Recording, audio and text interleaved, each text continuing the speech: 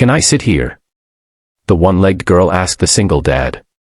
His answer left her in tears.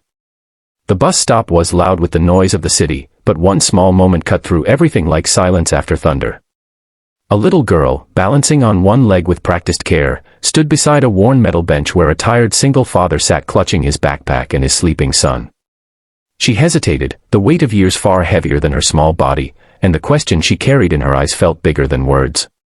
It was the kind of moment where life decides whether to be cruel or kind, and no one watching would forget what happened next. Before the story unfolds any further, pause for a second. If you believe kindness can change lives, if you believe second chances still matter in a world that feels rushed and cold, please like this video, share it with someone who needs hope today, leave a comment, and subscribe to the channel.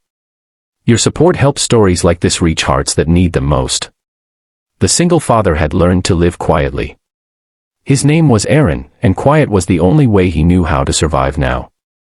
Ever since his wife passed away 3 years earlier, the world had become something he moved through carefully, like a room filled with fragile glass. He worked 2 jobs, one during the day at a warehouse and another at night cleaning offices, and everything he did was for the small boy sleeping against his chest. That boy, Noah, was the reason Aaron woke up every morning despite the exhaustion that clung to his bones. Love had become responsibility, and responsibility had become his entire identity. That afternoon, the bus stop was just another checkpoint in his daily routine. He had finished an early shift and was heading home, counting coins in his head, thinking about whether there would be enough for groceries or if he would need to stretch the same bag of rice for another 2 days. His clothes were clean but faded, his shoes worn down at the heels. People rarely noticed him, and he had grown used to that invisibility. It was easier not to be seen, easier not to explain. The girl appeared like a question mark in the corner of his vision. She was around 10 years old, maybe 11, with hair tied into uneven braids and a backpack that looked too big for her frame. One pant leg was neatly pinned up, revealing the truth she carried with her every day.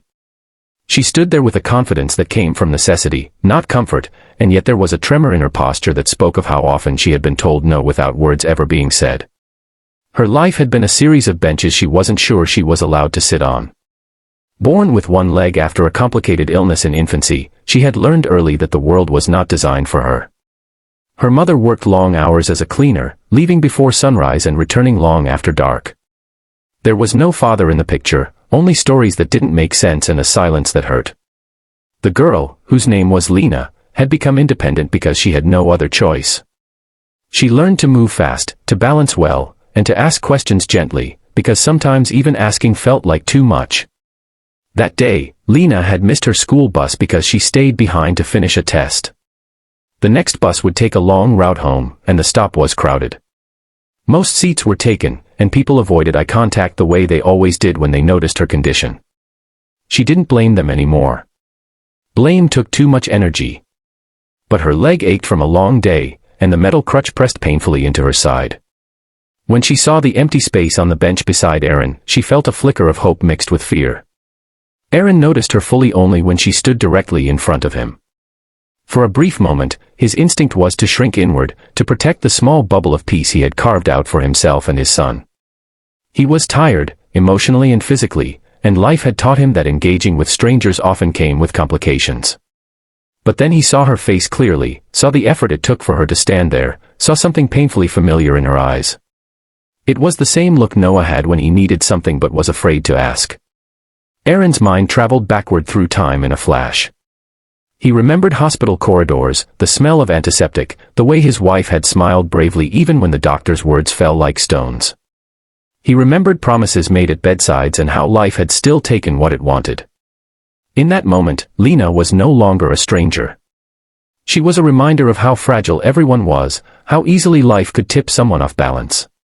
When Aaron shifted his backpack and adjusted his sleeping son, making space without hesitation, Lena froze.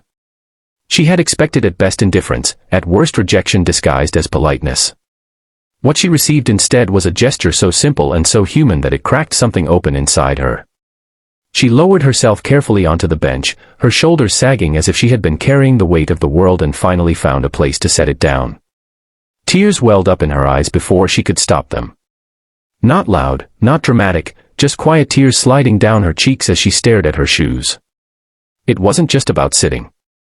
It was about being seen. It was about being allowed to exist without apology. It was about the exhaustion of always having to be strong, and the sudden relief of not needing to be for one small moment. Aaron noticed her tears and felt his chest tighten. He didn't ask questions. He didn't offer advice. He simply stayed present. The city continued to roar around them, buses arriving and leaving, people checking their phones, lives colliding and separating in seconds. But on that bench, time slowed. Noah stirred slightly, his small hand curling around Aaron's jacket, and Lena wiped her face quickly, embarrassed by her own reaction. Over the next few minutes, something subtle but profound happened. Lena watched the way Aaron looked at his son, the tenderness etched into every movement. Aaron noticed the way Lena adjusted her balance instinctively, the quiet determination in her posture.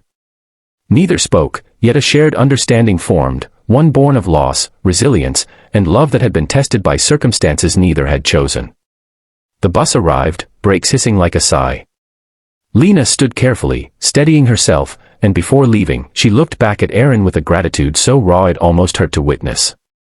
That look stayed with him long after the bus pulled away. It followed him home, lingered as he reheated leftovers, echoed in his mind as he tucked Noah into bed that night. In the days that followed, Aaron couldn't shake the feeling that something important had happened, something that demanded more than quiet reflection.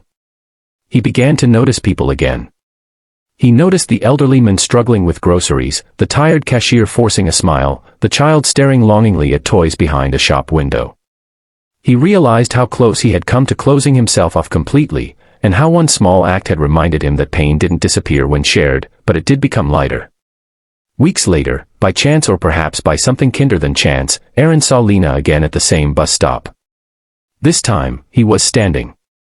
She recognized him instantly, her face lighting up with a smile that carried none of the hesitation from before. She wasn't crying now. She was stronger, or maybe she always had been, and just needed someone to treat her like she already was. Life didn't magically become easier for either of them. Aaron still worked long hours. Lena still faced stares and obstacles that others never noticed. But something had shifted inside both of them. They had learned that dignity could be given in moments, that kindness didn't require grand gestures or perfect circumstances. As time went on, their paths crossed often enough that familiarity grew. Aaron learned about Lena's dreams of becoming a teacher, someone who would make children feel safe and capable. Lena learned that Aaron was teaching Noah to ride a bike, running behind him in a cracked parking lot, laughing despite the bills waiting at home. Their lives didn't merge into some fairy tale ending, but they became threads in each other's stories, reminders that the world, though harsh, still held room for compassion. Near the end of one long day, as Aaron watched Noah sleep and thought about everything that had led them there, he realized that the bench at the bus stop had been more than a place to rest. It had been a crossroads. A moment where choosing empathy over isolation changed not just a girl's afternoon, but the direction of his own heart. If this story touched you, if it made you pause and feel something real, please take a moment to like the video, share it with someone who needs hope, and subscribe to the channel. Your engagement tells us these stories matter, and it helps keep kindness alive in a world that desperately needs it. Before you go, we have one special request. Please comment below with a simple word or phrase that describes how this story made you feel. Your words might be exactly what someone else scrolling through needs to read today. Because sometimes, all it takes to change a life is a bench, a moment, and a choice to make room.